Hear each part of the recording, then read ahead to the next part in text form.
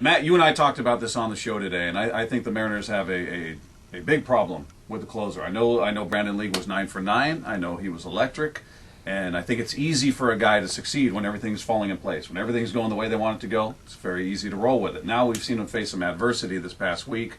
He's blowing save after save in tough situation. I think now you get a chance to see who he is mentally. We know he's got stuff. We know he's got electric stuff at times, but I think the proving ground has been tough this past week because he has failed to kind of get over that hump. It's just gotten worse. It feels like a snowball, and I just feel like this situation is not headed in the right direction. Well, right now it doesn't appear to be that way, but everything's going against him that could possibly go against him. He ran up against an Orioles team. Granted, they'd had their struggles, but they've got a pretty good lineup.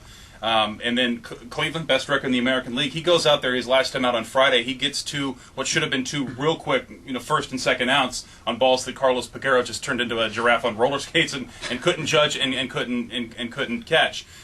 You've got to bounce back from that stuff. But when things are going bad, you get a little bit unlucky. The thing that is the most concerning for me, that makes it hard to kind of make excuses almost for Brandon, is that devastating forkball that we saw in those first 9 saves where he was unhittable. And let's face it, he was unhittable. That pitch has been gone the last 4 outings. And what has that resulted in? You've seen back-to-back-to-back, 3 straight blown saves. You've seen him fall to 0-4 in his last 4 outings. The big question for me is, how much longer can Eric Wedge roll him out there to establish that confidence in him so Brandon doesn't get too down on himself? And that kind of goes along with what you were saying, where is his mental makeup right now?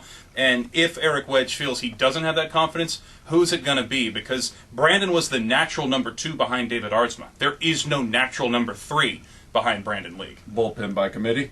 It's got to be, at least for a handful of days until someone steps up. But then if you want to elevate guys that have flourished in different roles, Aaron Laffey, David Pauly are the 2 guys that really come to mind. And yes, Jamie Wright and what he's done in the 8th inning, those all of a sudden become big holes in the back end of your pen. Pauly's a 2-3 inning guy you can use in long situations. You can also bring him in to get that key out in a 7th or 8th inning situation. Same applies for Laffey. But if you take one Rob Peter to pay Paul, so to speak, you're going to have to pay a price somewhere else. And this bullpen can't afford that. Well, he's had a couple days off, back at home, friendly confines of Safeco. We'll see how Brandon League bounces back. Otherwise, Eric Wedge has got a big decision on his hands.